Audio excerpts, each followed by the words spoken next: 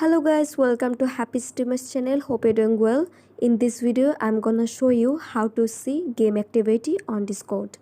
So guys, at first you have to open your browser and make sure that you have logged in already. Now tap on the settings icon on the left corner. Swipe down. Tap on activity privacy. Now turn on display current activity as a status message. Now go back and go to your profile, and here you can set a custom status, or you can also set a emoji if you want. And after that, just tap on save.